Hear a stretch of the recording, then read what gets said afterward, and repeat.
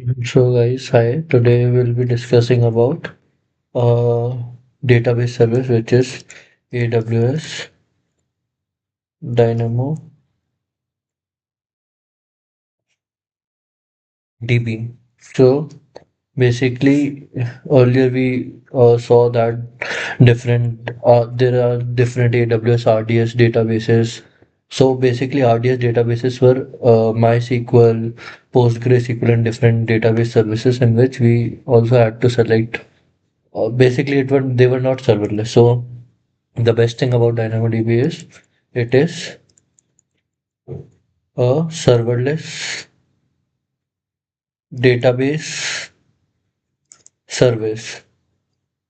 So basically, what it is it you don't have to uh, you don't have to think about you don't have to think about have to think about servers because earlier we were thinking which server which do we have to take and all the things you have in this service you have to pay as per use. So basically जितना तुम use करोगे उतना you have to pay.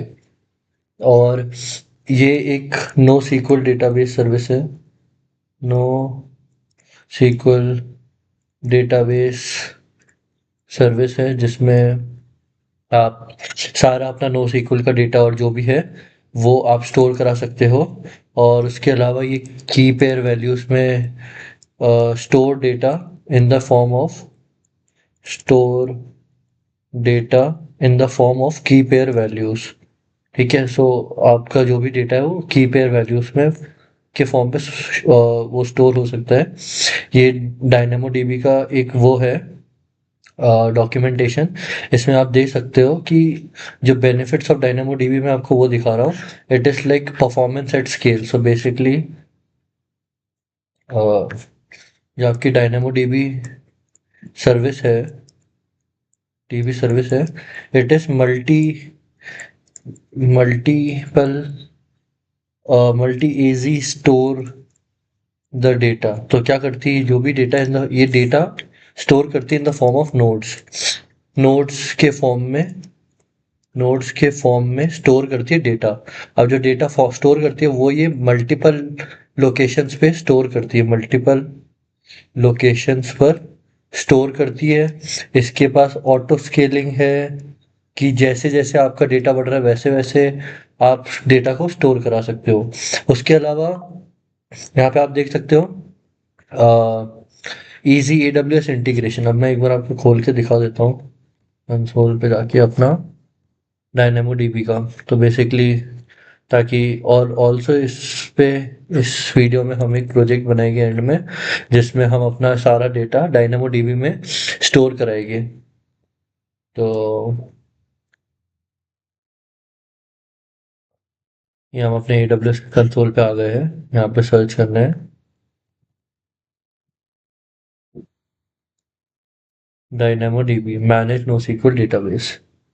सो यहाँ आप आ गए हो dynamo dB में. अब यहाँ देख सकते हो ये डैशबोर्ड उसका कुछ ऐसा दिखता है. अब यहाँ टेबल्स में जाओगे और आप देखोगे अभी कोई टेबल नहीं है. अब to create a table you have to go to create a table and यहाँ पे बहुत सिंपल है. टेबल नेम डालना है. सपोजिटली मैंने टेबल डाल दिया टेस्ट अंडरस्कोर टेबल. अब पार्टीशन की डाल दी यूजर अंडरस्कोर आईडी. अब बेसिकली पार्टीशन की क्या होती है आई टेल यू. तो ये आपका यूजर आईडी ये हो गई एज. सपोजिटली ये आपकी एक टेबल है. सपोजिटली यूजर आईडी डाली 1 एज डाली 20 टू 30 30 340. तो बेसिकली ये क्या होती है जो टेबल होती है ये पार्टीशन हो रही है. मतलब ये किस चीज से टेबल सेपरेट हो रही है या फिर क्या. तो जब आपने डेटा स्टोर करा दिया और आपको डेटा चाहिए तो आपको डेटा किस हिसाब से चाहिए. तो वो डेटा जो किस आपको जब फेच करना होता है तो वो आपको एक पार्टीशन मांगता है कि आपको भाई डेटा कैसे चाहिए कि यूजर आईडी से चाहिए एज से चाहिए. तो जो आप पार्टीशन की डालते हो डेटा उस हिसाब से फेच होता है क्योंकि डेटा जब स्टोर होता है तो वो पार्टीशन की के बेसिस पे ही स्टोर होता है. जब सपोजिटली आपकी हार्ड डिस्क है, यहाँ पे डेटा स्टोर हो रहा है, तो यहाँ पे आपकी पार्टीशन की अगर यूज़र आईडी 123 है तो आपने यहाँ 1234 डाला है, तो वो डेटा भी 1234 पार्टीशन की के हिसाब से ही स्टोर होगा। पार्टीशन की जो होती है कि ये बेसिकली एक प्राइमरी की होती है, प्राइमरी की होती है which helps you to store data और फेच डेटा, स्टोर या फिर फेच डेटा करने के लिए हेल्पफुल होती है। तो बेसिकली एक टेबल बनाऊंगा, अगर मैं यहाँ पे लिखा यूज़र आईडी और स्ट्रिंग दे दिया type of user ID. Short की क्या होती है मैं आपको बताऊंगा, अभी बाकी सब मैं डिफ़ॉल्ट की छोड़ के क्रिएट टेबल करता हूँ एक। तो जब तक ये क्रिएट टेबल होगी, टेबल क्रिएट हो रही है, तो आप यहाँ पे देख सकते हो टेबल का स्टेटस दिख रहा है क्रिएटिंग, पार्टीशन की दिख रही है यूज़र आईडी, और read capacity on demand, right capacity on demand, ये सब मैं बताऊंगा कैसे सेट करते हैं या फिर क्या है। अब जब तक ये टेबल स्टोर हो रही है, अब आप देख सकते हो ये टेबल बन गई है। अब जैसे मैं इस टेबल पे गया, तो आप यहाँ पे देख सकते हो ये टेबल है, टेस्ट टेबल। अब यहाँ पे अभी टेबल में अगर आपको देखना है क्या है, तो एक्सप्लोर टेबल आइटम्स करोगे आप, तो यहाँ पे दिख जाएगा कुछ भी नहीं है। अब जैसे ये स्कैन है, सो बेसिकली जब आप टेबल आइटम्स फेच करते हो तो दो तरीके से कर सकते हो, एक होता है स्कैन, एक होता है क्वेरी। स्कैन क्या होता है, स्कैन कर देगा फुल टेबल। क्वेरी क्या होती है, जो आपने क्वेरी लिखी है, सपोजिटली आपने यूजर आईडी 1 और 3 को सेलेक्ट करा है, क्वेरी में लिखा है कि 1 और 3 वाली यूजर आईडी दो, तो ये सिर्फ उस पर्टिकुलर पॉइंट पे जाके टेबल को, उसको पता होगा क्वेरी को कि इस पॉइंट पे जाना है, तो पर्टिकुलर पॉइंट पे जाएगा और वो जो आइटम्स है वो लाकर देगा। जो स्कैन होगा वो पूरी टेबल, फुल टेबल पे जाके स्कैन करेगा। भले ही आपने यूजर आईडी 1 वाला मांगा है तो ये जाएगा, 100 आइटम है, आपने मांगा है कि 33, सपोजिटली आपने बोल दिया कि जयपुर सिटी के, या फिर जो भी टेबल में जयपुर है जहाँ पे, वो सब डालो। तो सपोजिटली आपका जयपुर 2 पे है, ठीक है सिर्फ, तो क्या करेगा ये 1 पे जाएगा, चेक करेगा जयपुर है नहीं है, 2 पे जाएगा जयपुर है हाँ, तो फेच करेगा। फिर भले ही पूरी टेबल पे कहीं जयपुर नहीं हो, पर ये पूरी 100 की 100 टेबल्स के आइटम्स को स्कैन करेगा। तो it is kind of a long process when you have a big database. Query क्या करेगा, जहाँ पे जयपुर है सीधा वहीं पर हिट करेगा और जयपुर को स्टोर करा देगा। तो that is what is basically difference. अब जैसे ये है एक्सप्लोर टेबल आइटम, अभी कुछ नहीं है, तो हम जाते हैं अपनी टेबल पे, और यहाँ पे आपको एक्शन पे दिखा देता हूँ। एक्शन पे ये सब देख सकते हो आप, क्रिएट रेप्लिका और ये सब, ये आई टेल यू। और अभी फॉर नाउ आपको और भी चीज़ें दिखा देता हूँ इस टेबल आइटम में। बेसिकली कहाँ से स्टार्ट करते हैं, चलो लेट्स गो एंड ओके। सो अभी हमने टेबल बनाई है। अब बेसिकली सबसे पहले टेबल में अभी हमने कुछ भी नहीं डाला है, तो एक क्रिएट आइटम कर देता हूँ मैं। अब जब हम आइटम क्रिएट करेंगे, यहाँ पे दिखेगा एक पार्टीशन की क्या है, तो जब भी हम आइटम क्रिएट करेंगे तो वो टेबल में उसी हिसाब से जाएगा जैसे पार्टीशन की हमने जो सेट करी है। अभी हमने पार्टीशन की यूजर आईडी डाली है, मैंने डाल दिया 1 और क्रिएट आइटम। आप कुछ भी और एट्रीब्यूट और डाल सकते हो, जैसे मैंने सपोजिटली कुछ भी डाल दिया, मैंने नंबर डाल दिया सपोजिटली, तो मैंने डाल दिया एज, मैंने डाल दिया 10। अब मैंने क्रिएट आइटम किया, तो एक आइटम अभी टेबल में आ गया, यूजर आईडी और पार्टीशन, पार्टीशन की जो यूजर आईडी है और एज। अब एक दो आइटम और मैं क्रिएट करता हूँ, जैसे मैंने पार्टीशन की। अब एक और चीज़ दिखाता हूँ, सपोजिटली पहले एक और चीज़ डाल देता हूँ, एट्रीब्यूट मैं कुछ और डाल दूंगा, सपोजिटली मैंने डाल दिया नंबर डाल दिया था। अब लेट्स से नल डाल देते चलो एक, और एज। अब ये क्रिएट आइटम किया मैंने, दूसरा डाल दिया। अब इसके बाद मैं तीसरी पार्टीशन एक और आइटम डालता हूँ। अब आप देखोगे जब मैंने पार्टीशन की यूज़र आईडी में 1 और 2 डाल रखी है, तो मैं वापस 1 से क्रिएट आइटम करूँगा, तो यहाँ पे आएगा कि conditional request wait, because the partition की क्या होती है, वो प्राइमरी की होती है, और प्राइमरी की हमेशा एक टेबल में यूनिक होती है, तो इसलिए यहाँ पे आप पार्टीशन की एक और सेम नहीं बना सकते। तो इसलिए आपको 3 डाला और add new attribute, new number डाल दिया और डाल दिया एज, डाल दी मैंने 20। चलो और क्रिएट आइटम कर दिया। अब मैं दिखाऊंगा यहाँ पे जो आइटम है ये आपने 1 2 3 के हिसाब से डाल दिया। अब जब आप स्कैन करोगे टेबल और ऑल एट्रीब्यूट्स करोगे तो आप रन करोगे तो आप यहाँ पे देखोगे सारे एट्रीब्यूट टेबल ने स्कैन पे दे दिए जितने भी एट्रीब्यूट थे। अब आप जब क्वेरी पे जाओगे तो क्वेरी में क्या होता है कि आप डाल सकते हो कि आपको टेबल पे क्या चाहिए। तो यूजर आईडी मैंने डाल दी 1, तो अब इसका मतलब क्या होगा कि जो भी यूजर आईडी जिसकी 1 होगी वो पार्टीशन की में वो लाके दे देगा।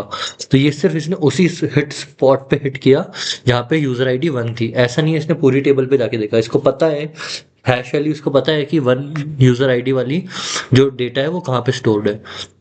उसके अलावा अगर आप डालोगे 2 और रन करोगे तो बेसिकली ये वही वाली देगा जो है। अब आपने 1 डाल दिया और फिल्टर्स भी लगा सकते हो आप क्वेरी में, जैसे मैंने फिल्टर्स डाल दिया, एट्रीब्यूट नेम एज डाल दिया मैंने, उसके बाद टाइप स्ट्रिंग इक्वल टू 10। अब ये पार्टीशन की वो लाके देगा जिसका यूजर आईडी तो 1 है और एज 10 है। तो बेसिकली आप 1 करोगे तो आप देखोगे कुछ भी नहीं है। अब आप डालोगे 20 तो आप रन करो, अब आप देखोगे कुछ भी नहीं है क्योंकि इस टाइप की कोई चीज़ है ही नहीं। तो बेसिकली अब आप रीसेट करो और क्वेरी पे जाओ और वापस आप स्कैन करके एक बार पूरी रन कर दो टेबल, तो आप देखोगे सारी टेबल आ गई है। अब इसके बाद क्या है, क्वेरी में भी आप स्कैन में भी फिल्टर्स डाल सकते हो अगर आपको चाहिए। एट्रीब्यूट नेम यूजर आईडी डाल दिया आपने इक्वल टू 2, तो आप क्या करेगा ये स्कैन वाला सारी टेबल देखेगा पर रिटर्न वही करेगा जिसकी यूजर आईडी 2 है, पर इसने जो सर्च किया है वो पूरी टेबल पे किया है। अभी इतना टाइम नहीं पता चल पा रहा है क्योंकि इसमें अभी छोटी सी टेबल है। अगर 10,000 आइटम्स होगी तो टेबल में तो आपको पता चलेगा कि जो स्पीड और प्रोसेस की स्पीड है वो कितनी फास्ट और कितनी स्लो है। उसके बाद आप क्वेरी में जाओगे, यूज़र आईडी पार्टीशन की डाल दिया 1, एट्रीब्यूट में डाल दिया एज। अब एज के बाद अब यहाँ पे एज जो है नंबर है, तो अब यहाँ पे 10 डाल दिया और रन कर दिया। तो आप देखोगे यूजर आईडी जिसकी एज 10 है वो वाली क्वेरी रिटर्न कर दी है इसने। तो basically this is what scan and query में टेबल के अंदर स्कैन और क्वेरी जो होती है वो वर्क करती है। अब बेसिकली आपने यूजर आईडी डाल दी। अब बेसिकली इसमें और भी चीज़ होती है, मैं दिखाता हूँ। जैसे अभी आपने यूजर आईडी डाल के आइटम्स डाल दिए। अब इसमें चलो बैकअप्स बता देता हूँ पहले। तो बेसिकली बैकअप्स क्या होते हैं, इसमें 2 टाइप के बैकअप्स होते हैं। एक होता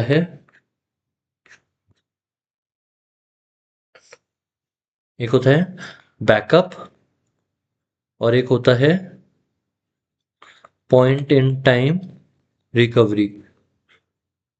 बेसिकली बैकअप क्या करता है, आपने जब बैकअप बोला तो उसने उस पर्टिकुलर टाइम तक का बैकअप लेके स्टोर कर दिया। अब जब आपने point in time recovery on कर दिया है, इसका मतलब क्या होता है, वो आपके टेबल के हर सेकंड का डेटा बैकअप रख रहा है। जैसे जैसे आपकी टेबल बनी हुई है वैसे वैसे हर सेकंड का डेटा उसमें आ रहा है।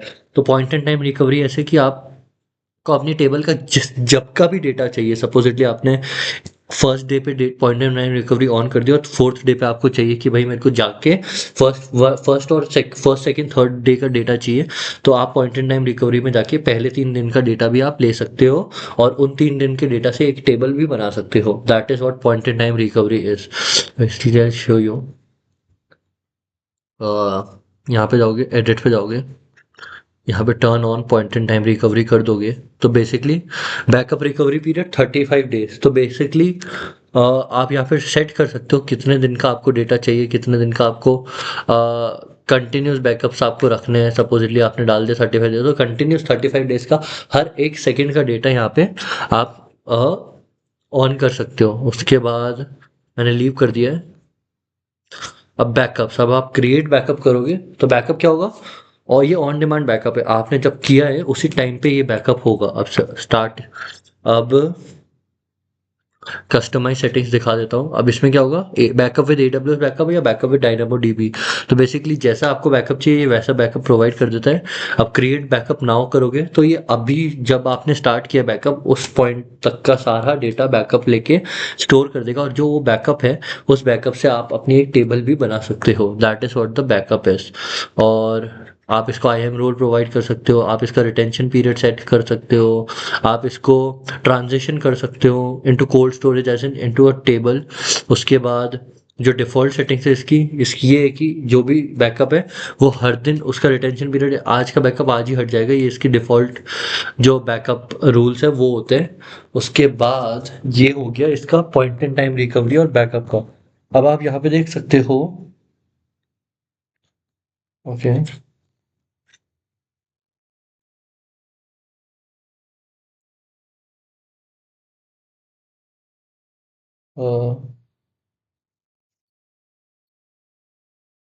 Okay, so now that I'll show you. Here is the task. I have turned on the backup and paused the video for some time. So let me just refresh. Okay, so this was a DynamoDB table, and inside that, let's go to DynamoDB. You go to tables, and this was a test table that we created. In that, inside the backup, you could see point in time recovery that I have created. So I have created today. So today you could see it. That is, this was the time that I have created, and this was the most recent, your last restore point. So supposedly you want to restore it. So you go to restore, and what you can do is you could name of the restore table. You could write restore table restored, and you could see the last date. You could either uh, like जब तुम्हें restore table वापस लेंगे तो तुम इस time तक ले सकते हो, कोई स्पेसिफिक डेट एंड टाइम। तो सपोजिटली तुम्हारा रिस्टोर पॉइंट एंड टाइम 4 दिन से है, तो यहाँ पे आप कोई सा भी डे का कोई सा भी टाइम डाल सकते हो, तो वहां तक की टेबल आपको रिस्टोर पे मिल जाएगी। तो अभी हमारी ये टेबल अभी बनाई है, इसलिए टाइम ज़्यादा लगा नहीं है, तो अभी हम लेटेस्ट रिस्टोर करेंगे और बाकी सब डिफ़ॉल्ट रखोगे। रिस्टोर द एंटायर टेबल, तो रिस्टोर द एंटायर टेबल करोगे। उसके बाद आप क्रॉस रीजन रिस्टोरेशन भी कर सकते हो, आपको किस रीजन में आपको अपनी टेबल रिस्टोर करनी है उस रीजन में अपने टेबल को रिस्टोर कर सकते हो, या आप सेम रीजन में भी अपनी टेबल को रिस्टोर कर सकते हो। तो basically this is what how you can restore your table. or I could show you. I have created a backup, so you could go to the backup. So this is the backup that you have created it, and you could from here you could go to restore, test table restore you could select, and बाकी सब you could see, बाकी सब जो भी। अब जैसे supposedly तुमने अपनी टेबल में कुछ कस्टमाइज चीज़ें डाल दी है, तो जब आप रिस्टोर करोगे तो जो भी आपने टेबल पे डेटा सेट किया हुआ है उसी टेबल को एकदम रेप्लिकेट करके आपकी जो रिस्टोर टेबल होगी वो वैसे आएगी। Apart from this, the other thing that you have to take care of is basically global tables. So I tell you global tables क्या होती है। जैसे आपकी कोई टेबल है, आपको उसको रेप्लिकास बनाने या फिर अदर रीजन में आपको उसकी रेप्लिका बनाना है, तो आप वो भी कर सकते हो। और एक और चीज़ इसकी जो है वो मैं I tell you. So basically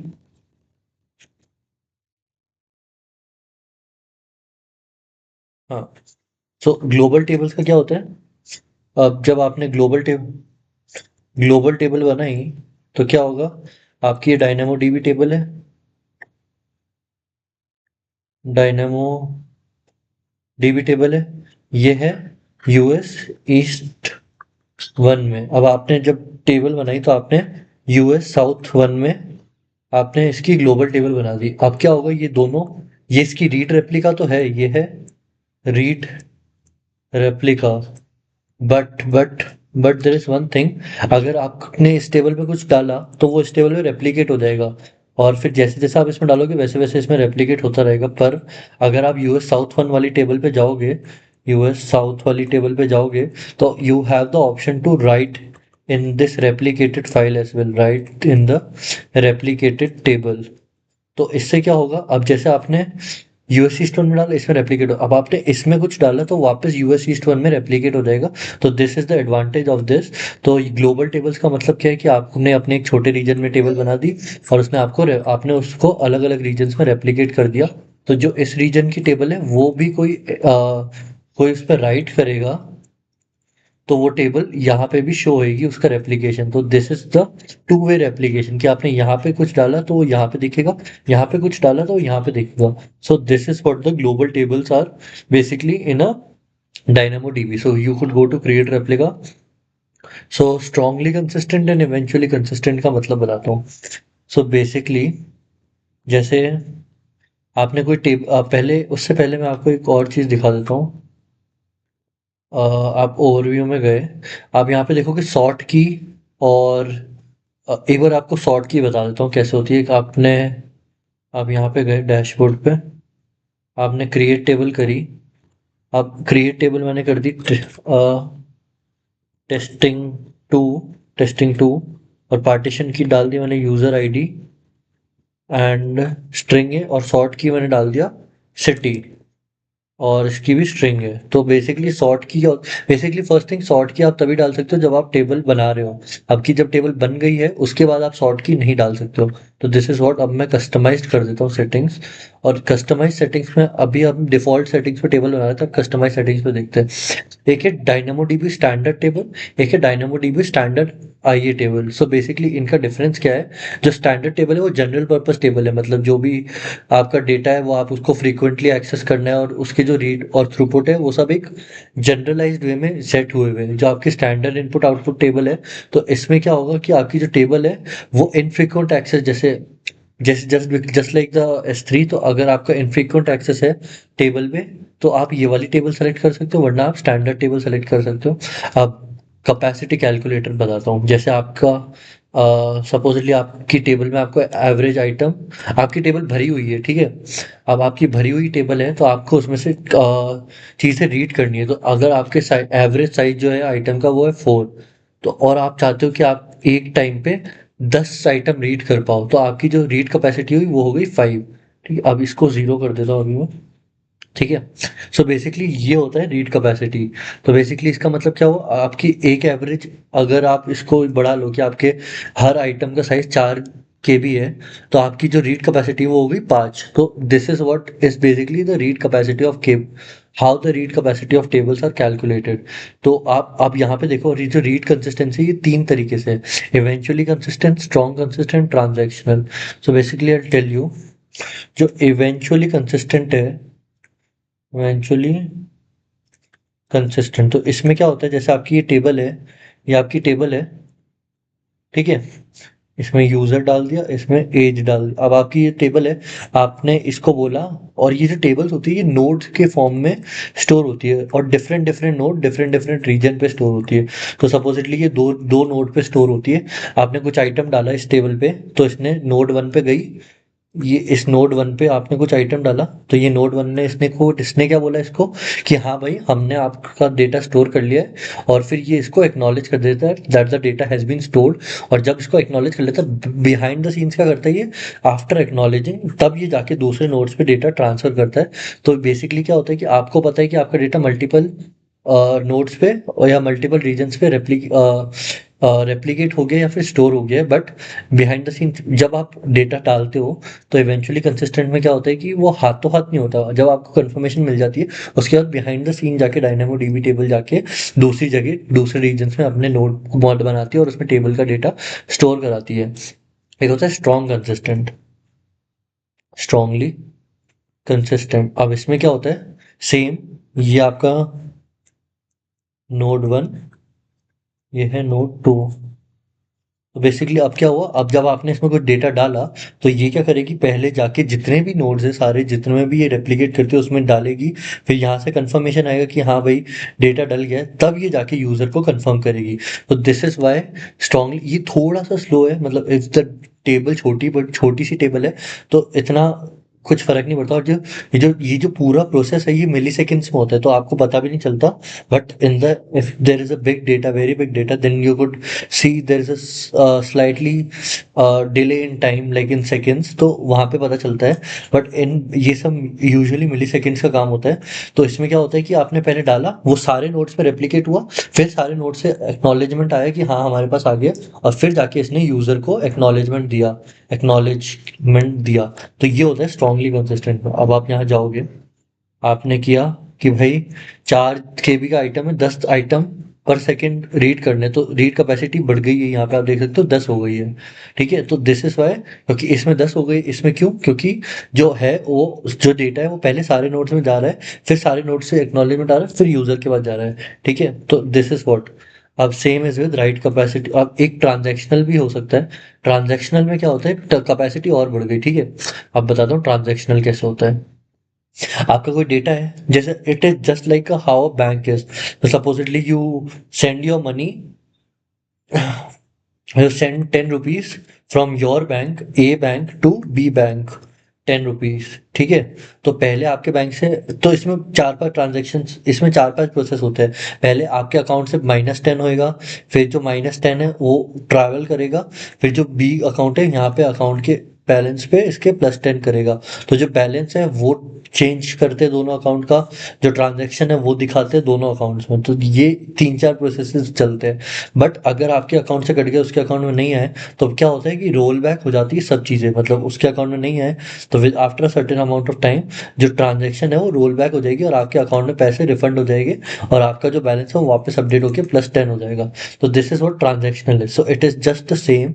जब रीड और राइट होता है तो in the process of when the query is fetch, कि भाई हम कोई आइटम फेच कर रहे हैं, अगर कुछ हो जाता है कि भाई कोई आइटम फेच नहीं हो पा रहा है या राइट नहीं हो पा रहा, तो जो भी प्रोसेस जब तक रन हुआ है वो सारे रोल बैक हो जाते हैं। तो इसलिए इसको ज़्यादा कैपेसिटी, रीड कैपेसिटी यूनिट चाहिए होती है। बेसिकली जब मैं ट्रांजैक्शनल पे गया तो 20 रीड कैपेसिटी यूनिट चाहिए, ठीक है। अब मैं इसको 0 कर देता हूँ राइट कैपेसिटी। जब मेरे को 4 केबी का एवरेज आइटम साइज है और मैं चाहता हूँ कि 10 आइटम मैं पर सेकंड डाल पाऊँ, तो जो राइट कैपेसिटी यूनिट होगी वो होगी 40। अब राइट कैपेसिटी में स्टैंडर्ड और ट्रांजैक्शनल दो ही होते हैं। बेसिकली स्टैंडर्ड होता है जनरली। तो ये हो गया। अब उसके बाद कैपेसिटी होती है ऑन डिमांड। ऑन डिमांड में क्या होता है कि आप अपनी जितनी यूज़ कर रहे हो उतनी आप कैपेसिटी दे सकते हो, रीड एंड राइट। अब जब होती है प्रोविजन, प्रोविजन में क्या होती है आप पहले ही सेट कर सकते हो मिनिमम कैपेसिटी क्या हो गई 10, मैक्सिमम क्या हो गई 1000। और इसमें auto scaling, read capacity right capacity में दोनों में अलग अलग आप ऑटो स्केलिंग ऑन भी कर सकते हो, ऑफ भी कर सकते हो, same is with right capacity. तो आप ये दो ऑप्शन मिलते हैं आपको डायनेमो डीबी टेबल बनाने के लिए। यूजुअली ऑन डिमांड रखना होता है कि जैसे जैसे चल रहा है वैसे वैसे अपने आप बढ़ रहा है और अपने आप रीड कैपेसिटी राइट कैपेसिटी में बढ़ रही है। उसके बाद global index I tell you. तो बेसिकली दो, एक ग्लोबल इंडेक्स होता है, एक लोकल इंडेक्स होता है, ठीक है। तो बेसिकली लोकल इंडेक्स जो होता है जब आप टेबल बना रहे हो आप तभी बना सकते हो लोकल, ये सेकेंडरी इंडेक्सेस होते हैं। I tell you what it is. So basically जब आप टेबल बना रहे हो तो लोकल इंडेक्स होता है, तब आप वो तभी बन सकता है जब आप टेबल बना रहे हो। It is a way to help you divide the table और fetch the items in the table in a particular way. जैसे अभी आप यूजर आईडी जो आपकी वो हो रही थी, सिर्फ वैसे ही आप यूजर आईडी के बेसिस पे ही पार्टीशन कर रहे थे टेबल पे। सेकेंडरी इंडेक्स आप डाल दोगे तो उससे क्या होगा, आप दूसरी तरीके से भी टेबल को पार्टीशन कर सकते हो। तो सपोजिटली मैंने क्रिएट लोकल इंडेक्स किया, मैंने यहाँ डाल दिया एज, और फिर मैंने यहाँ पे एज इंडेक्स डाल दिया, ऑल कर दिया। अब एज में क्या डाल दिया मैंने यहाँ पे नंबर डाल दिया और यहाँ पे क्रिएट इंडेक्स कर दिया। अब क्या होगा कि जो टेबल है वो एज के फैक्टर पे भी आप इसको वो कर सकते हो डिफरेंट, या फिर फेच आइटम्स कर सकते हो। उसके बाद टर्न ऑन डिलीट प्रोटेक्शन आप कर सकते हो, बट आप यूजुअली नहीं करते। उसके बाद आप इसको कुछ, आपको इसको कुछ परमिशन अटैच करने को आप इसको पॉलिसी में राइट कर सकते हो और बेसिकली आप क्रिएट टेबल करोगे। तो बेसिकली ये जो टेस्टिंग टू टेबल है इसमें अभी हमने देखा कि हमने इसमें एक इंडेक्स बनाया which is like local index. Testing table में जाता हूँ मैं जब तक इस टेस्ट टेबल पे, इस टेस्ट टेबल में मेरे को दिखाना है कि आप ग्लोबल टेबल्स पे गए, आपने ग्लोबल टेबल्स बना दी थी। इंडेक्सेस में गए, आप देखोगे यहाँ पे लोकल इंडेक्स का कोई ऑप्शन नहीं है। आप जाओगे तो सेकेंडरी इंडेक्स है। सेकेंडरी इंडेक्स क्या होता है, आप इसमें पार्टीशन की बदल सकते हो। अभी जैसे मेरी पार्टीशन की थी यूजर आईडी, अब मेरी पार्टीशन की दे रहा हूँ मैं सिटी, ठीक है। अब सिटी इंडेक्स हो गया और बाकी सब जो जो भी आपकी पुरानी टेबल में आपने read capacity right capacity unit डाली थी वो सब चीजें आप इसमें कॉपी कर सकते हो। कम नहीं कर सकते, कॉपी कर सकते हो उस चीज उस सब का, और या तो उसको बढ़ा सकते हो। This is what is basically index capacity. आप उसके बाद आप बाकी सब चीजें सेम रखोगे और आपने ये बना दी ग्लोबल इंडेक्स। अब ग्लोबल इंडेक्स बनाने की दिक्कत क्या है कि जब ये इंडेक्स बनता है तो एक चीज दिक्कत होती है कि बेसिकली जैसे आपकी टेबल है इसमें 10,000 आइटम है, ठीक है, 10,000 आइटम्स है और आपने एक 10,000 आइटम है, ठीक है। और जब आप इसमें आइटम फेच कर रहे हो तो आप या तो लोकल इंडेक्स की मदद से, लोकल इंडेक्स या फिर प्राइमरी की या फिर सॉर्ट की, तो आप बेसिकली इन चीज़ों की मदद से आइटम्स फेच कर सकते हो, ठीक है। बट अगर आपने लोकल इंडेक्स बनाना भूल गए ठीक है, तो आपने सेकेंडरी इंडेक्स बना दिया, it is just act as local index. But इसमें क्या होता है, सेकेंडरी इंडेक्स में क्या होगा, आपने इसमें अभी इसमें जो पार्टीशन की थी वो थी यूजर आईडी। ठीक है, अब आपने सेकेंडरी इंडेक्स में पार्टीशन की डाल दी एज, तो अब आप एज के बेसिस पे सारी टेबल्स पे आइटम्स फेच कर सकते हो। अभी आप यूजर आईडी के बेसिस पे फेच कर रहे थे, तो अब जब एज के बेसिस पे करोगे तो ये सेकेंडरी इंडेक्स क्या करेगा, एक और टेबल बनाए, इसमें अभी पार्टीशन की थी यूजर आईडी, यहाँ पे यूजर आईडी थी, ये एक और टेबल बनाएगा, उसमें वापस 10,000 आइटम्स डालेगा और यहाँ पे पार्टीशन की देगा एज। तो this is what secondary index is doing. आप बाय डिफॉल्ट 5 लोकल इंडेक्स बना सकते हो आप अपनी टेबल पे। तो जब आप टेबल बनाओगे तो local index is not chargeable, local index के पैसे नहीं लगेंगे। बट आप जो सेकेंडरी इंडेक्स बनाओगे तो वो क्या करेगा, वो एक वापस टेबल नहीं बनाएगा और उस टेबल में सारी चीजें वापस डालेगा जो जो आपकी मेन टेबल पे डली हुई है, ताकि फिर इसमें क्या होगा, आपके चार्जेस बढ़ जाएंगे, क्योंकि आप जब अभी एक टेबल के पैसे दे रहे थे, अब आप दो टेबल के पैसे दोगे, एक हो गई यूजर आईडी वाली पार्टीशन वाली, एक हो गई सिटी पार्टीशन वाली। अब एक और बना दोगे तो आप तीन टेबल के पैसे दोगे, क्योंकि वो आइटम तीन टेबल में रेप्लीकेट हो रहा है। तो this is what secondary index is. अब इसके बाद थोड़ा सा टाइम लगता है सेकेंडरी इंडेक्स को बनने में, क्योंकि ये जो टेबल के आइटम्स है वो सारे आइटम्स कॉपी कर रहे हैं। इसके बाद जब आप सेकेंडरी इंडेक्स बना दोगे, आपको एक और चीज़ बताता हूँ, आप सॉर्ट की बनाना। अभी आपने ये टेबल टू बनाई है, इसके ओवरव्यू में जाता हूँ, और अभी आपने डाला हुआ है सॉर्ट की स्ट्रिंग इसमें। अब इसके स्ट्रिंग में जाता हूँ, एक्सप्लोर टेबल आइटम करता हूँ और क्रिएट आइटम कर देता हूँ मैं। जैसे अब इसमें देखो, आप दो चीज़ें डालनी मैंडेटरी हो गई है। क्या हो गई, पार्टीशन की और सॉर्ट की। अब यूज़र आईडी डाली मैंने 1, आइटम डाल दिया जयपुर, फिर क्रिएट आइटम, फिर एक और आइटम बना देता हूँ मैं, यूज़र आईडी 2। अभी आप देख रहे थे कि हम पार्टीशन की का प्राइमरी की होती है, तो अभी क्या है कि हम पार्टीशन की वापस, जब तक सॉर्ट की नहीं था तब तक हम पार्टीशन की यूनिक होनी चाहिए थी। अभी क्या होगा, जो प्राइमरी की होगी वो इन दोनों का कंपोजिट होगा, तो अभी मैं 1 डाल सकता हूँ और यहाँ पे डेली डाल सकता हूँ, तो बन जाएगा, क्योंकि अभी 1 हमारा यूज हुआ हुआ था, अब वापस यूज कर रहा हूँ, तो ये बन सकता है। पर अगर हम अभी देखो, 1 पे डेली है, 1 पे जयपुर, अब मैं क्रिएट आइटम करूंगा और यहाँ पे 1 डालूंगा और जयपुर डालूंगा, तो क्या होगा कि ये आइटम नहीं बनेगा। क्रिएट आइटम किया, यहाँ पे क्या आ रहा है, conditional request fill item with primary key you provided already. अब इसमें क्या होगा, इन दोनों का कंपोजिट हुआ, वो ऑलरेडी है, तो वो आप वापस नहीं कर सकता। मैं 2 डालूंगा और जयपुर डाल दूंगा, तो ये वापस क्रिएट आइटम हो गया। अब 3 डालूंगा और डेली डाल दूंगा, तो भी वापस हो जाएगा। 3 डाला और डेली डाला, तो जो इन दोनों का कंपोजिट है वो आप वापस नहीं डाल बना सकते हो।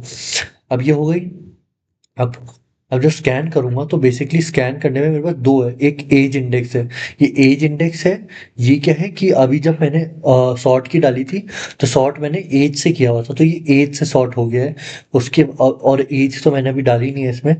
सॉर्ट की में मैंने एज नहीं डाली, अब मैं यहाँ पे एज का डाल देते तो सॉर्ट एज से हो जाता। उसके बाद क्वेरी हो गई। अब मैं इसको दो तरीके से, जो नॉर्मल यूजर आईडी वाला कर सकता हूँ, या फिर यहाँ पे ए पार्टीशन एज वाला से क्वेरी रन कर सकता हूँ, डिपेंडिंग अपॉन यू। तो जो आइटम्स है वो सॉर्ट उस ऑर्डर में होगा जिस ऑर्डर में मैंने सॉर्ट की डाली हुई है। तो दिस इज सॉर्ट। अभी यहाँ पे देखो, आप देख सकते हो सॉर्ट की मैंने यूजर आईडी 1 डाल दिया, सिटी मैंने डाल दी सॉर्ट की पे जयपुर। अब क्या होगा, रन करूंगा तो जितने भी 1 आइटम पे एक सेकेंड, ओके, ये index user ID 1 run, okay, scan, ये मैं दूसरी टेबल पे आ गया हूँ, रन किया मैंने, तो इस टेबल में मैंने अभी तक कुछ डाला हुआ नहीं है। अब ये, हाँ, रन किया मैंने, हाँ, अब ये देखा। अब इसके बाद मैं क्वेरी में गया, यहाँ पे डाला यूजर आईडी 1, अब सॉर्ट की मैंने डाल दिया जयपुर, तो 1 और जयपुर जो होगा वो आ जाएगा। अब जो भी आइटम पे 1 और जयपुर है वो आ गया है। उसके बाद पार्टीशन की और सॉर्ट की आप देख सकते हो, सॉर्ट की अभी, सॉर्ट की को पता है कि मेरा जो स्ट्रिंग है तो less than equal to less than जो भी है, आप यहाँ पे सेलेक्ट कर सकते हो सॉर्ट की को, और उस बेसिस पे आप टेबल को, अभी टेबल बहुत छोटी है, जब टेबल पे 10,000 आइटम्स हो जाएंगे तो it might be able to see through visibility, the visibility होगी वो इजी हो जाएगी देखने की। तो this was all about sort की। आप क्या कर सकते हो, आपको बैकअप्स पता चल गया, आपको लोकल सेकेंडरी इंडेक्स पता चल गया, ग्लोबल सेकेंडरी इंडेक्स पता चल गया, ग्लोबल टेबल्स बनाना पता चल गया, ग्लोबल टेबल ऐसे रेप्लिकास, उसके बाद backups, point in time recovery. अब इसमें क्या होता है, एक और चीज़, अब जो आपकी टेबल्स है आपको वो S3 में स्टोर करा सकते हो, S3 से इंपोर्ट करा सकते हो, ये भी एक्सेस मिलता है। मेरे को एक्सपोर्ट करानी मेरी टेबल, एक्सपोर्ट टू S3 किया, चूज अ टेबल, मैंने 2 टेबल बनाई थी, मैंने टेस्ट टेबल कर दी। अब S3 बकेट नेम, अब यहाँ पे मैंने S3 में कोई बकेट बनाई हुई नहीं है, तो मैं अब ब्राउज़ S3 बकेट कर नहीं सकता। अब मैं जाऊँगा और शायद मेरे एक S3 में बकेट बनी हुई है। ओके ठीक है, ये मेरी S3 में बकेट बनी हुई है, तो मैं ये S3 की बकेट सेलेक्ट करूँगा, चूज़ कर लूँगा। तो ये S3 में बकेट बन गई। अभी क्या होगा, ये S3 की बकेट है, ये किसी और रीजन में है। तो यहाँ पे क्या होगा, the bucket is in a different AWS region, if this is your intention you will receive and extra charges में अप्लाई। तो बेसिकली अब जब आप डेटा एक्सपोर्ट कर रहे हो, तो जो चार्जेस है वो depending upon same region, different AWS account, वो भी हो सकते हो। अभी तो मेरा सेम अकाउंट है और डिफरेंट AWS अकाउंट करूँगा, अकाउंट आईडी भी डालनी पड़ेगी and stuff like that. Full export करो और यहाँ पे आप एक्सपोर्ट पे दबा दोगे, और यहाँ पे क्या होगा, आप फॉर्मेट सेलेक्ट कर सकते हो, जेसन फॉर्मेट या कोई सा भी। तो अभी मैंने कुछ भी नहीं किया, अभी मैं एक्सपोर्ट नहीं कर रहा because it will be chargeable. So अभी मैंने एक्सपोर्ट नहीं किया। अब जब से अपने जेसन फॉर्मेट में अपने S3 बकेट डाल दिए, वैसे ही अगर आपको इंपोर्ट करनी है तो आप S3 बकेट में अपना जेसन फॉर्मेट डाल दो और इंपोर्ट फ्रॉम S3 करो, बकेट का यूआरएल डालो और बस जो जेसन है उसको सेलेक्ट कर लो। ठीक है, और बस नेक्स्ट कर दो, और जो भी आपकी उस बकेट में होगी, आप ब्राउज S3 कर लो या यूट्यूब S3। इस बकेट में मैंने अभी कुछ डाला नहीं है, बट हाँ, तो या अब मैं नेक्स्ट करूँगा। अब बेसिकली इसमें क्या होगा, अब जब आप सेलेक्ट इंपोर्ट करोगे तो आप बकेट सेलेक्ट करो, टाइप सेलेक्ट करो जेसन, बकेट में जो फाइल है उसको सेलेक्ट करो, और वो एक बारी में आपकी डायनेमो डीबी में इंपोर्ट हो जाएगी। सो this is all about this. अगर टेबल्स में जाओ, यहाँ पे जाओ, यहाँ पे जाओ, ये दोनों टेबल को डिलीट कर दो because it is important, otherwise you will be charge for this. Confirm और डिलीट कर दो। ओके, अब जब ये दो टेबल डिलीट हो गए, बैकअप्स पे जाओ। जो आपका बैकअप था आपको ये भी डिलीट करना पड़ेगा, क्योंकि आपका जो बैकअप है आपको उसको रखना नहीं है। ये गया, डिलीट करा, और डिलीट। और जो बैकअप होगा ये आपको पता चल जाएगा, जब आप डिलीट करोगे तो यहाँ पे एक लिखा आएगा कि you are about to delete a backup, और ये जो बैकअप है ये automatically will expire on this date. तो अभी जो आपने डिलीट की डाल दिया, अब ये बैकअप अपने आप एक्सपायर हो जाएगा। सेकेंड बैकअप पे अगर डिलीट हुआ, और ओके, इसके बाद AWS बैकअप पे गया और यहाँ पे जाके ऑप्शन डिलीट, ये डिलीट। अब ये backup was successfully submitted for deletion. अपने after some time it will automatically get deleted. So this was all about DynamoDB, how the things in DynamoDB are done and everything about it. So this is all about DynamoDB. अब हम एक project बनाएंगे जिसमें हम एक web page होगा, हम उसमें डिटेल्स डालेंगे, बैकएंड पे वो DynamoDB में आ जाएगा। और DynamoDB में कैसे आएगा, ये जो वेब पेज है ये एक API गेटवे पे ट्रिगर होगा। इस ये एक API गेटवे होगा जिसका जो एक HTML पेज होगा उसमें बहुत सारी क्वेरीज होगी, गेट पुट पोस्ट। वो API गेटवे एक लैम्डा को ट्रिगर करेगा, लैम्डा, और फिर लैम्डा हमारे DynamoDB में टेबल बनाएगा। This is all about it. ठीक है, ये छोटा सा प्रोजेक्ट है that we will do now. Okay, so now we'll make a simple table in which we're gonna create a a simple web page. I'll show you. The web page is simple. What we are gonna do is we are gonna create a web page which asks for first name, last name, email ID, and a message. And when we click on submit, it will uh, trigger a lambda, and the lambda will make a table in DynamoDB and put the in the items in the table. So this is the basic structure. और एक API gateway बना देंगे हम, जो एक API gateway से एक invoke URL मिलेगा, वो लैम्डा को ट्रिगर करेगा, लैम्डा DynamoDB टेबल बनाएगा। This is the basic small project to show the DynamoDB table working. अब आपको एक कोड दिखा देता हूँ मैं, जो मेरे पास ये कोड है। इसमें एक ये कॉन्टैक्ट अस HTML फॉर्म है,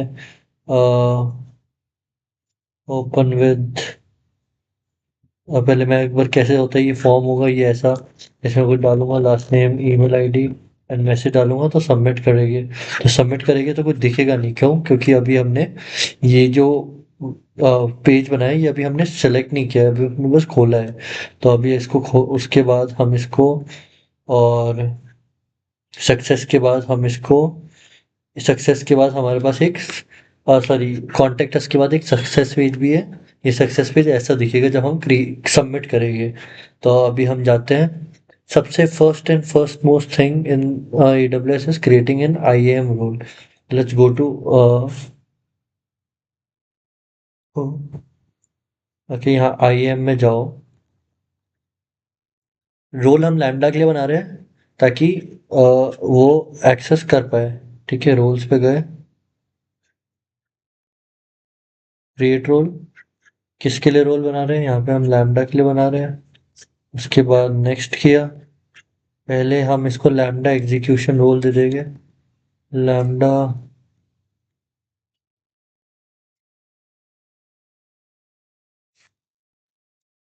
बेसिक एग्जीक्यूशन रोल।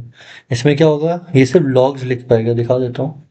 ये रोल में क्या है, ये create log group, create log stream, put log events, बस। एक हम इसको हमें डायनेमो डीबी बनानी है ना टेबल, तो डायनेमो डीबी फुल एक्सेस, हमने इसको डायनेमो डीबी फुल एक्सेस दे दिया। बस ये दो रोल, और कोई रोल नहीं दे रहे हम इसको। नाम देंगे project lambda dynamo DB, dynamo DB, और क्रिएट रोल। बहुत सिंपल, हमने एक रोल बनाया जिसमें हमने लैम्डा को दिया basic execution role log events लिखने के लिए, और dynamo DB full access role जिसमें वो डायनेमो डीबी से आइटम फेच, आइटम डिलीट, कुछ भी कर सकता है। अब रोल लिखने के बाद हम क्या जाएंगे, हम जाएंगे लैम्डा बनाएंगे एक लैम्डा। बेसिकली लैम्डा पे गए, लैम्डा सर्वरलेस होता है तो लैम्डा पे गए, क्रिएट फंक्शन किया। फंक्शन नेम लैम्डा सब लैम्डा डेटाबेस। उसके बाद ये जो है हम लेंगे पाइथन, पाइथन 3.9 ले लेते हैं, चलो। उसके बाद बाकी डिफ़ॉल्ट एग्जीक्यूशन रोल में हम एग्जिस्टिंग रोल सेलेक्ट करेंगे और इसको देंगे प्रोजेक्ट लैम्डा डायनामो डीबी। उसके बाद और कुछ कॉन्फ़िगरेशन नहीं करनी और एक क्रिएट फंक्शन कर देंगे। फंक्शन क्रिएट हो गया, वेल एंड गुड। अब इसके बाद जो हम करेंगे वो है, हम नीचे जाएंगे इधर, जिसका ये कोड सेक्शन है। एक सेकेंड का नाम, ये जो कोड है, ये अभी हमें कोड को करना है। तो अभी जो लैम्डा डेटाबेस है, ये नाम को कॉपी करो, और जो हमारी जिप फाइल थी, क्योंकि हमारा जो कोड है वो हमारी जिप फाइल में है, तो बेसिकली डाउनलोड्स में जाऊंगा, ये जो है इसको नाम दूंगा,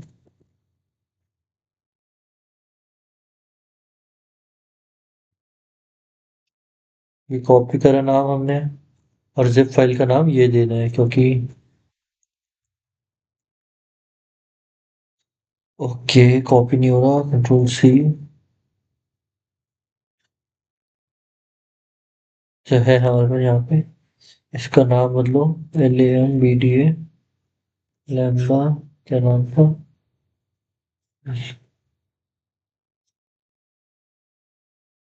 LAMBDA/डेटाबेस, ये हमारी जिप फाइल का नाम हो गया। अब हम कुछ नहीं, मिनिमाइज करो, यहाँ जाओ, अपलोड जिप फाइल करो, जिप फाइल करो, अपलोड के बाद जाके डेस्कटॉप पे है लैम्डा डेटाबेस नाम से, ये रही, ये जिप फाइल कॉपी कर दो और बस सेव कर दो।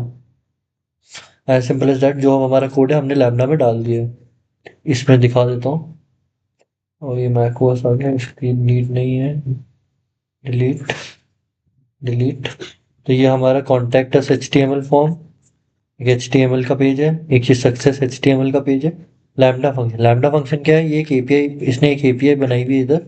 एपीआई क्या है कि जो कॉन्टैक्ट अस HTML पेज को कॉल कर रही है। तो बेसिकली जब ये ट्रिगर होगा तो यहाँ पे रूट क्या होगा, एक गेट में क्या कर रहे हैं हम, कॉन्टैक्ट अस HTML फॉर्म को तो यहाँ पे है उसको हम कॉल कर रहे हैं।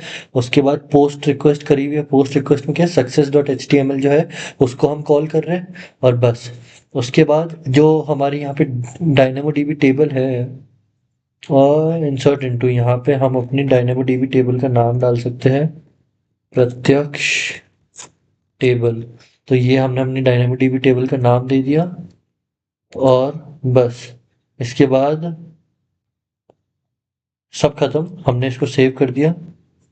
सेव कहाँ से हुआ, control S, okay, lambda code data, lambda updated database. उसके बाद जब हमारा ये हो गया है तो हम जाएंगे अपनी डायनामोडीबी टेबल बनाएंगे। डायनामोडीबी प्रत्यक्ष, क्या नाम से बनानी है हमें, प्रत्यक्ष, प्रत्यक्ष टेबल के नाम से एक डायनामोडीबी टेबल बनाएंगे। क्रिएट टेबल, प्रत्यक्ष टेबल के नाम से हमने बनाई। पार्टीशन की हमने डाल दी ईमेल आईडी, पार्टीशन की हमने डाल दी ईमेल आईडी। और basically this is all it. हमने यहाँ पे कर दी ईमेल डाल दी हमने पार्टीशन की, और बाकी सब हम डिफ़ॉल्ट छोड़ रहे हैं। आप कस्टमाइज़ कर सकते हो, बट एक बार के लिए मैंने डिफ़ॉल्ट छोड़ दिया और टाइम बीइंग। अब क्या हुआ, टेबल बन गई है, लैम्डा फंक्शन बन गया। अब एपीआई गेटवे बना, तो यहाँ पे जाओ, एक एपीआई गेटवे पे जाओ, और एपीआई गेटवे पे एक एपीआई गेटवे क्रिएट करते, क्योंकि हमने लैम्डा फंक्शन पे डाला है कि एपीआई गेटवे ट्रिगर होगा। एक एपीआई गेटवे के मेथड्स डाले हैं, तो बेसिकली यहाँ पे हम एक रेस्ट एपीआई बनाएंगे। बिल्ड न्यू एपीआई नाम दे देंगे प्रत्यक्ष एपीआई। डिस्क्रिप्शन कुछ नहीं, हम इसको रीजनल रखेंगे। उसके बाद हम इधर जाके क्रिएट मेथड करेंगे। पहला मेथड क्या है हमारा, मेथड टाइप गेट, क्योंकि हमारे लैम्डा पे है। उसके बाद लैम्डा प्रॉक्सी इंटीग्रेशन ऑन कर दो बस। और लैम्डा कौन सा लैम्डा था हमारा, ये लैम्डा डेटाबेस ये था। टाइम आउट आप कुछ भी रख सकते हो, और एक क्रिएट मेथड कर दिया, सक्सेसफुली क्रिएटेड। यहाँ पे गया, यहाँ पे देखोगे मेरी एक मेथड गेट बन गया है। अब मैं एक और मेथड बनाऊंगा, एक और मेथड बनाता हूँ इसी रूट में, जिसका नाम होगा पोस्ट। पोस्ट करेगा ये लैम्डा प्रॉक्सी इनेबल, और यहाँ पे गए लैम्डा डेटाबेस, और जाके मैंने मेथड बना दिया है। बेसिकली एपीआई गेटवे में सबसे पहले मेथड बनाते हैं, फिर रिसोर्सेज बनाते हैं, और फिर डिप्लॉय करते हैं। मेथड बन गया, रिसोर्सेज हमारा कॉन्टेक्ट बना हुआ है। अब हम ये डिप्लॉय एपीआई करेंगे। स्टेज हम न्यू स्टेज दे देते हैं, और स्टेज का नाम दे देते हैं डेव। अब डिप्लॉय, अब हमारा ये स्टेज डिप्लॉय हो गया है डेव। अब हमारे पास एक ये इन्वोक यूआरएल मिल गया है। और जब तक हम देखते हैं, यहाँ पे जाएंगे हम, ओके क्लोज, और एक इन्वोक यूआरएल करेंगे, एंटर करेंगे, तो हमारे पास अपना AWS प्रोजेक्ट मिल गया है। यहाँ पे गए प्रत्यक्ष सिंह, प्रत्यक्ष सिंह 11@gmail, मैसेज हाय, और सबमिट किया। अब सबमिट करने के बाद आप देखोगे तो एक सेकेंड रुकना, an error occurred, okay resource not found, okay. इसका मतलब क्या है कि resource not found which means is हमारी डायनामोडीबी टेबल अभी बनी नहीं है। तो let's wait for some time until the DynamoDB table is being done. So tables पे गए, डायनामोडीबी टेबल अब बन गई है हमारी।